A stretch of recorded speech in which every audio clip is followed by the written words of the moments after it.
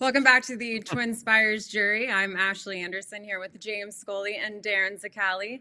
I am back in Louisville. I feel like I've been in and out of the city the last couple weeks, and a big thank you to Nick Tamro, who filled in for me on the last two roundtables. I was on the last jury, but I think I missed the one before that. Can't keep track. But he also was here in town this past weekend for Churchill Downs closing week of the September meet. And James, you've been seeing a lot of him virtually. So thanks again, Nick. I really appreciate you giving me it's awesome. Sorry, Ashley. It's awesome to have you back. And you're right. Nick did a great job filling in on the shows as well as his work for TwinSpires at Churchill Downs last weekend. I've been really busy and just following horse racing the last couple of days. So I don't know. I know he's a big Astros fan, and I don't know how Houston's doing against the lowly Detroit Tigers. Maybe I'll ask him after the show when their next game starts. So in 2025. Yeah, exactly. Oh, I'm sorry. Nick gave me a hard time about the Reds on Tuesday's roundtable, so just returning the favor. Well, you're probably going to get a hard time about the Reds for a little while compared to the Astros. But anyway, let's move back over to racing. We have a lot to cover. Breeders' Cup prep races, Kentucky Derby and Oaks prep races. At Keeneland for opening weekend, we have Belmont at the Big A and Santa Anita. So, James, kick us off. What is your best bet of the week, and where are you going to play that? My best bet is number 10, Desert Duke, in the fourth race at Keeneland Saturday. He's 10-1 on the morning line. And after going off form last year, Desert Duke started to turn things around for Chris Hartman 3 starts back when recording an encouraging, it was 3 starts back at Ellis Park. In his last outing, I thought he really turned in an encouraging runner-up effort in a deep Kentucky Downs allowance. And last year, you could, in his PPs only show his last, and we'll see him rallying for second in this effort, Desert Duke. But last year, the PPs go back 10 lines in the racing form. His 11 last year, when he came to Churchill Downs for the Grade 2 American Turf, he had started really showing good form that late winter, early spring, and he came to Keeneland before the Grade 2 American Turf in similar form that he's in right now, and he recorded a 5+ allowance win at Keeneland last year. So I see him sort of returning to that same form finally, and I look for a top effort from Desert Duke on Saturday. This was a tough race, and I know, Darin, you're going to talk a little bit more about this in the fade section. So let's just switch over to your best bet. What is that this week? Yeah, blockbuster card, and it's one of the Grade 1s, the 8th race, the Grade 1 First Lady for the fillies and mares going 1 mile over the turf course. I love Chili Flag here. I've done pretty well in the past wagering on horses that run against a bit of a bias on that inner turf course at Saratoga, especially when they have to chase from back and chase wide. And that's pretty much what Chili Flag had to do that day. They also went very, very soft fractions over a firm course, 49-2, 113-3. She's not going to make up any substantial ground there. She was kind of even through the stretch, got beat 4.5 lengths, couldn't pass anybody because they were all coming home smartly. But if you take a look at this horse's efforts, 2, 3, and 4 starts back, she looked like she was ready to take hold of the division. And now off of one, I guess you'll call poor effort, and I'll put that in quotes, in the Grade 1 Diana, she's now 6-1 on the morning line. It is a tough field. There's a couple of newcomers, a couple of horses from overseas that are showing up. But I think you could really make a legitimate excuse for that last race based on what she ran against the inner turf buyers up at Saratoga. And I look for her to bounce back nicely here in a race that I do think has plenty of early speed signed on with the presence of horses like Safine in here, Walkathon, Evie Jets, AG Bullet. All want to be forward. I think it's going to set up her late rally nicely. So, and I trust Tyler Gaffleone to guide her to a good trip. So I'm going to take every bit of this 6-1 on Chili Flag and the First Lady, Ashley. And I agree. The other thing about Chili Flag, Darin, is the cutback at distance. I mean, I think that you could exit that last race, the Diana, and just say, look, 9 furlongs is not her best distance. She's a better mile and a 16th runner. Let's just keep her at that distance. So I think that's going to help her as well. And I agree. I mean, she drew post 10 when she broke a little bit tardily as well, I just thought, she just got mired in the back behind a horse, White Beam, who had everything her own way on a moderate pace. That race didn't set up well. It wasn't at the right distance. I can definitely see her rebounding with a strong effort. And I'll talk about the morning line favorite in the fade section as well. So I'll switch it over to my best bet. It's number one timer at 15-1. It's a big price. And race 6 at Keeneland. It's the grade 2 Woodford at 5.5 furlongs on the turf. Now there's 12 in the main field and 3 also eligibles. And we have a lot of runners that we saw at Kentucky Downs in the grade 2 turf sprint. One timer was one of them among this field. I think there's 6 that came out of the turf sprint here, but one timer was coming off a 1 week of rest and had put in a really big performance and an allowance at Kentucky Downs on August 31st and had a 100 brisnet speed figure in that race. Now I'm looking for something similar here, coming off a little bit more rest here at Keeneland. And if you look at the field, really recent form speed figures, a lot of these horses actually have lower class ratings in their last couple of starts. I think one timer here at a big price actually has a pretty good chance also picking up E.T. Baird, who has 6 wins from 8 starts with one timer. So I like that pairing here. And I think for Larry Rivelli, pretty high percentage in graded stakes. Also has no balls in the field, but I'm going to go with the big price in this race.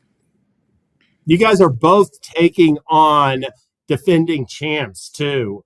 In that First Lady, Gina Romanica is a 2-time winner at Keeneland and won the First Lady last year. Darin's taking her on with Chili Flag. In this Woodford Stakes, Arzak is the defending champion. He also won the Shakertown last spring. You're taking him on, Ashley. I like it because I think those horses are very eligible to get bet down even lower than the morning lines. And one quick thing too, if you like Brisnet Prime Power, one timer actually is 11 points higher than the next closest horse. So if you put any weight into Prime Power rankings, he has a very big number. I think it was a 173 that he has among this field. So we'll see. You don't normally see horses at 15-1 with that big of a gap in terms of being on top in the Prime Power number. I think it's going to come down the trip for him. I think if Super Quest breaks running as you expect him to, maybe Coppola or Coppola shows that speed on the outside, XY speed. If he gets a good spot down to the inside, in and behind the speed, and the rail opens up for him and he could find his way through, I don't think he's quick enough to make the lead here, but he's going to have to be aggressive from the rail and hope that he can kind of navigate through some traffic on the inside. But he should be sitting just off the speed with a good trip. All right, well, let's move over to our horse to fade at a short price. So, Darin, who is that for you? Yeah, we talked about the race earlier. It was that allowance going a mile and an eighth on the turf, second level allowance in race number 4. I'm against Rebel Red here, who's coming out of the Bernard Baruch. Was up and on the pace over that inner turf course at Saratoga, about 2 lengths off of it, and didn't really offer much in the stretch. And now comes back into Keeneland, where the horse was beaten 6 lengths in his North American debut. He has a good run in a maiden special. He had a good run up at Saratoga over the inner turf course. But 5-2 on a horse here against a field that I think is pretty competitive. You've got a couple of horses that have faced better in stakes company. Obviously, James talked about his horse, Desert Duke. Liar's Poker's coming in off a win in here. And the other thing that I thought about this race was, from a pace standpoint, I didn't see a ton of early speed. So I thought it was really going to come down to who gets first run, who gets a trip.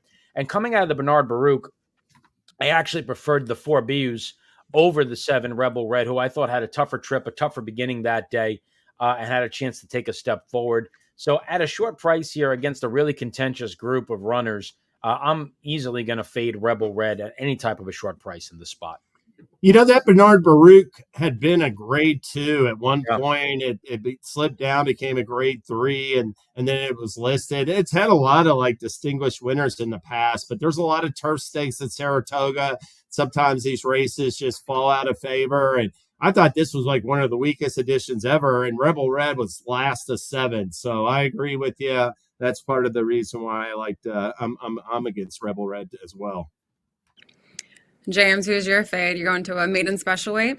Yeah, I'm going to maiden special weight. Race number 5, Iglesi. At 8-5 morning line favorite in 11th race at Keeneland Saturday. Look, I can see where people will take a look at this last race and think that the cutback to 7 furlongs will benefit Iglesi. He had a 2-length lead in deep stretch going a mile and a 16th at Churchill Downs last time and allowed this horse Doro, whatever that horse's name was, to rally by him. I thought it was very questionable, though, and I don't think it was the distance because 2 starts back, Iglesi ran at 6 furlongs. He had the lead, clear lead in the stretch, and he got run down late that day. This horse that runs by him in the stretch, I'm a little bit suspect of him. I don't like the last 2 horses that Iglesi has lost to. I think that the company gets a lot more difficult on Saturday. I look at number 1, Jungle Law. I expect him to run really well. Even number 7, It's My Life, and number 9, Top Gun Rocket. Those will be all horses that I'm using in like multi-race wagers. I won't have a dime on Iglesi. I'm going to try to beat him at short odds in the finale on Saturday. Yeah, a couple of first-time starters that look interesting. Brad Cox has one with Army Hero, and I'm not sure how you say that horse's name. I didn't watch the replay, but I think it is French, and I was a Spanish major, so I'm not going to touch it. I watched the replay, and I struggled with the pronunciation right off the bat, so there you go. Well, I will take it back to the First Lady Stakes and talk about the morning line favorite, number 4, Gina Romantica for Chad Brown. I was kind of surprised this was the morning line favorite. You have 3 stablemates of Gina Romantica in this field. White Beam coming off that gate to wire win in the Diana. Then you have Chili Flag, of course, Darin's pick, best bet there. And then who was the other one that we had? Fluffy Socks, a long shot in the field. But Gina Romantica 0 for 4 this season, and we saw her make her debut at Keeneland, her 2024 debut at Keeneland in April in the Jenny Wiley, and that was a fade for me as well. You know, she was stretching out in distance that day. This is a mile, and she does have decent form at a mile. She has 2 wins from 5 starts at that distance, and she's 2 for 3 at Keeneland. But I just feel like right now this season, she hasn't shown me enough to want to back her here as the morning line favorite. You know, we already talked about the pace scenario with Walkathon, potentially going for the early lead, and Silver Bullet as well could create a hotter pace. And I do think a late runner might have a good chance here, like Chili Flag, as you mentioned, Darin. So I'm fading Gina Romantica. Has not shown me enough for me to feel confident in this spot. It was tough, maybe morning line to make as far as the favor went, but her affinity for the turf course, and she's just going to get bet a little bit. I mean, even though she was flat this spring in the Jenny Wiley, people remember that First Lady last fall and the Queen Elizabeth the year before, Queen Elizabeth II Challenge Cup. I'll say this. I thought her first 2 races this year, the Jenny Wiley and the Just a Game, were bad, and I didn't like them. But I thought that beaten 3/4 of lengths in third to White Beam, who had everything her own way on the lead, and she just got beat a nose by Moira, who came back and won the Beverly D. That was a good effort, and I think she ran better 2 starts back in the Diana than last time, but at least Boot Cachet, who beat her by a neck in the Boston Spa, has now won 2 straight. You can make the case that she's coming on for Chad Brown. So I think she'll get bet off those last 2 efforts, but it is a pretty competitive race, like you were saying. You know, I remember the Jenny Wiley Butte Cachet was, I think, 25-1 at post time, picked up Frankie Dettori, and I remember thinking, that's interesting. Frankie Dettori is on this horse. He's now on Fluffy Socks, who's 20-1, so maybe we'll see something crazy again with Frankie Dettori on a Chad Brown runner. But I like Chili Flag for the reasons you gave, Darin, with that pace scenario, so that's probably where I'm going to lean as well. Let's see. Let's move on to promos now, I think is where we are. So, Darin, tell us what we have going on at TwinSpires. Yeah, might as well put the spotlight on Keeneland. We have a hit it and split it every day. The late pick 5, $2,500 going to be split amongst those at TwinSpires that are opted in and hit the pick 5. So that's going to go every single day of the meet at Keeneland. Always happy to offer something special for Keeneland and have that kind of consistent offer that the players know they can come back to, and it's there for them every day. We also have a bonus on Saturday, 15% win bonus for opening Saturday with that great blockbuster card with all these stakes races that we're talking about. So certainly an opportunity there to kind of add to your bankroll and pad your winnings with the 15% profit boost. And of course, we have to talk about TwinSpires tournaments. We had our huge announcement come out this week. The Kentucky Derby Betting Challenge is back, $250,000 guaranteed, a series of 24 qualifiers, about 200 feeder contests leading up to the great tournament that's going to take place on Kentucky Derby Day. Those feeders are going to start on October the 12th. The first qualifier is going to be for opening day at the Churchill Downs meet on October the 27th. And of course, we have BCBC NHC qualifier coming up this Saturday. We've got cash tournaments. And then next Saturday at Keeneland, we're actually a participating ADW in their $3,500 fall challenge. And we have a series of feeders for that contest getting underway on Sunday as well. So a lot to look forward to in the weeks to come for our tournaments, but obviously extremely pumped up for the Kentucky Derby Betting Challenge. All right, James, let's talk about what else we're watching for this weekend. We have a whole lot of Breeders' Cup prep races. So what are you going to focus in on? Yeah, I'm going to mention the Coolmore Turf Mile first at Keeneland. I sort of talked a little bit on the roundtable on Tuesday about this. North American horses won 7 of 9 editions of the Breeders' Cup Mile from 2012 to 2019. The Europeans are on this unprecedented run of 4 straight, and one could argue that it was the quality of these Europeans from Godolphin and Charlie Appleby. But I also think the fact that we've had such soft milers for the last 4 years is playing a role too. I think this year looks different. I think Johannes is better. Just won the City of Hope Mile at Santa Anita. I think he's better than any North American-based turf miler the last 4 years. And I'm excited to see Carl Spackler and More Than Looks running this Coolmore Turf Mile. I give both those horses a look with a strong showing Saturday in the Breeders' Cup. And we're going to get a little bit of a feel, too, because there's a couple of international runners in there in Mountain Bear and Cooley. So we'll see how Carl Spackler and More Than Looks fare against them.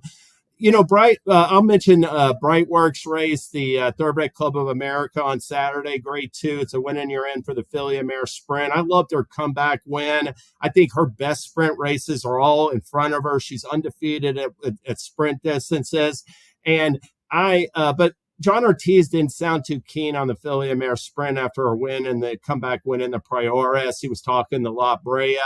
But if you look at her last 2 works since that race, I just think she's training like sensationally based on how fast and easy it appears she's doing that. I look for her to really run a good race in the TCA. I think she and Ways and Means are going to take it to these older horses like Sweet Azteca, Society, and Baba. I think I'm going to get a better price on them as well. So I'm excited to see the TCA. And then I'll mention, we got Torpedo Anna laying over the Breeders' Cup Distaff presently, but let's see if she does go to that race and see if she can rebound from 2 grueling efforts. I'll be watching on Sunday to see Idiomatic, who prepped for the Spinster with a real impressive win last year before winning the Breeders' Cup Distaff. She makes a title defense at Keeneland. And Raging Sea, who's won the Shuvi and the Personal Ensign over Idiomatic in her last 2 starts, will receive her final tune-up in the Beldame at Aqueduct. So I'm looking for those older mares to run well, and I'm not necessarily counting them out of the picture, even with Torpedo Anna in the Breeders' Cup Distaff. Yeah, Idiomatic and Raging Sea both, they are facing pretty short fields. I felt like it was hard to find a horse to beat either one. Maybe Honor de Lady, I thought, in the which one is Idiomatic in? Hold on. Spinster. That's the Spinster. Yeah, the Spinster. Yeah, She's got a little bit of a look, and I thought that Libin for Safi Joseph, she's going to show speed. She's got the best chance, I thought, in the Beldame. But both Idiomatic and Raging Sea are going to be odds on, and that'd be a bad sign if either one of them lost. Yeah. Darin, what about you? Yeah, a couple of things. I just briefly want to mention that yesterday in Japan, Forever Young returned a winner in the Japan Dirt Classic.